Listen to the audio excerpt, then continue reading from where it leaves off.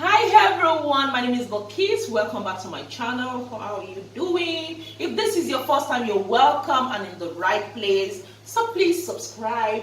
Follow me on Instagram, Bilikis Signatures, and on Facebook, Sewing Innovations. This tutorial will be on how to make a hair bonnet, which is going to be a little bit different from what we have made before because it's going to be the ruffle hair bonnet. It's going to have some ruffles around it, and I'm going to show you step by step on how to do that, which is going to come out beautiful and it's very easy to make. I'll be making use of these two fabric here because it's going to be reversible. This is the main fabric and this is the satin that I will use to line it up. So before we go to the work table, our June online classes is about to start on the 8th of June. So if you are interested, please contact us through the number in the description box below. It's going to be lovely and you will enjoy every bit of it because it's going to be detailed. You can ask questions directly from me. We have the core pattern drafting classes and then we have the mixed one. So anyone you're interested in, feel free to contact us. So right now, let's go to the work table to get this over done with. To start working with the main fabric, this is the satin. So first, when I use cut the pattern on the main fabric, I can use it to cut out the satin. The first thing I'm going to do is this. Make sure you have your elastic ready because you'll be needing your elastic, and I'll be making use of elastic of 1/2 inch. That's fine for these bonnets. You need less than 1/2 yard to make this bonnet, so you don't need so much.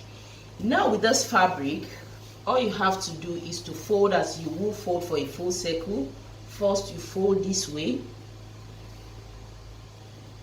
and after doing that, I'll fold over this way.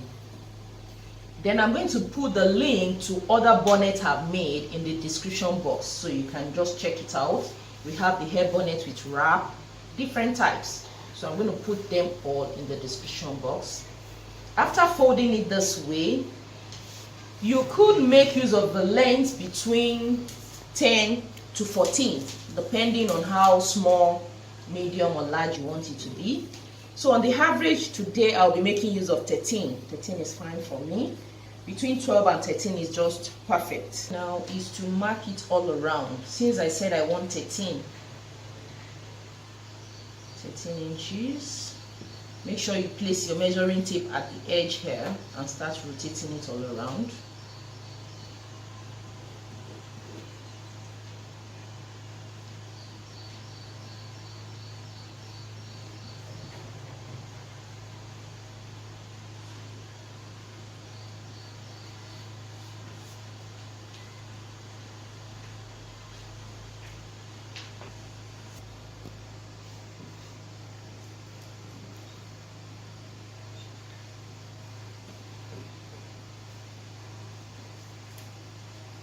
After marking the circle, I will have to cut it off.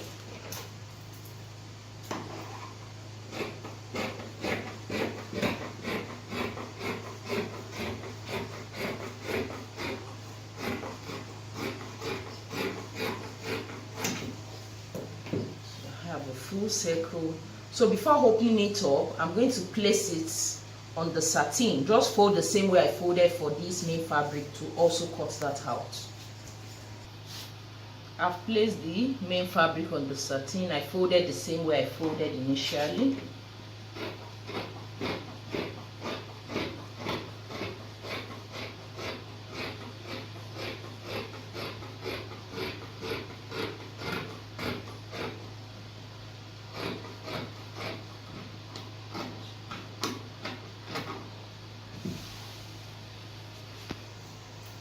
Haven't done that. We have two full circle. Can you see that? Can you see? So make sure the right side are facing each other.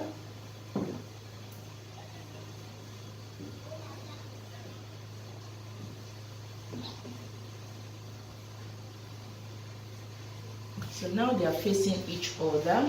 Right side are facing each other. What I'm now going to do is this. I'm just going to come in 1/2 inch from the edge of the circle, and I'm going to sew it all around and then leave about 1.5 inches opening. So I'll take to the sewing machine again. just half an inch. You can take your time to just mark it all around, but I will eyeball mine, so half an inch all around, and then leave an opening of about 1.5 inches to bring it all out. I've sewn it all around, as you can see, all around, and I left 1.5 inch opening here. So there right now I'm going to bring it all out and give it a good press. So from here I'm going to bring it all out.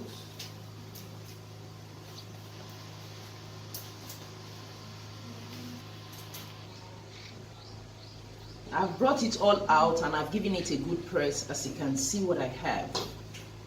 So the next thing now is this. Pay attention here. What we are going to do is to measure 2 inches all around from the edge of the bonnet, as you can see. So you mark 2 inches.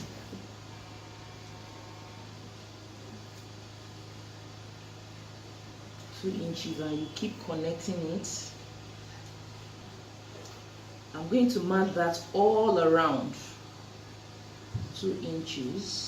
So take your time to do that.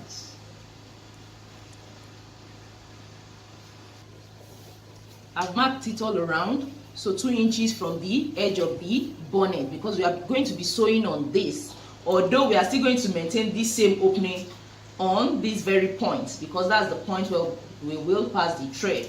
So the next thing now is to determine how wide we want the casing for the elastic to be. Since I'm working with a 1/2 inch thread, so that means I'm going to mark 3/4 inch all around again from this initial line we marked. So 3/4 inch, I'm going to mark it all around 3/4. Can you see that? All around.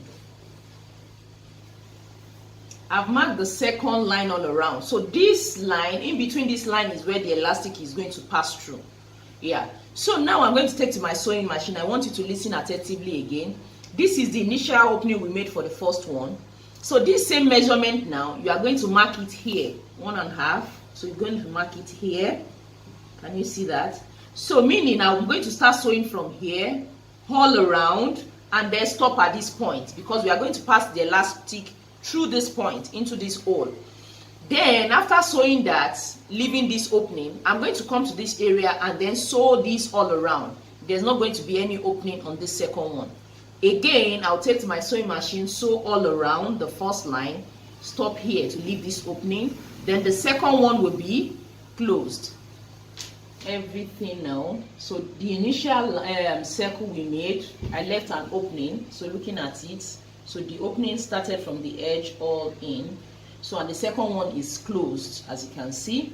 Here I have an elastic of 20 inches. So on the average 20 inches is fine, but you can just measure it all around your head. And I'm going to pass it through it.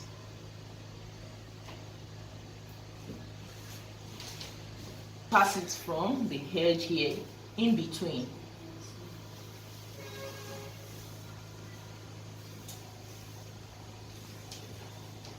Can you see?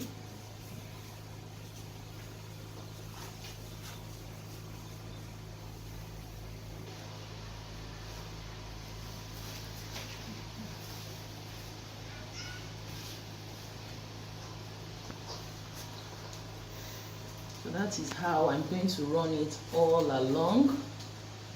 So I'm at the end now. I'm going to bring it from here.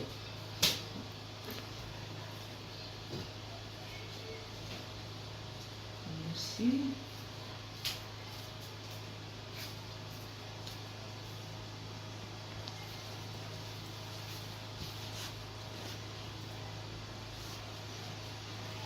So now I'm going to adjust it all around so you can see what we have already.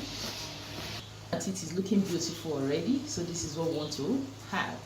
So what I'm now going to do is this. With this elastic, looking at it, I might have to deduct like 1 inch from it, because I think it looks too loose.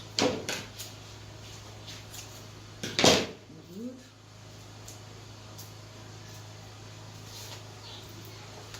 So what I'm going to do now is coming back to the point whereby we brought the elastic. I'm now going to close this initial circle. Apart from the edge, the initial one, I'm going to run a stitch to close that, and also close this upper part. But before you close it, you need to close up the elastic. I'm going to use a zigzag stitch to just finish up this elastic to make it okay before I now close these edges.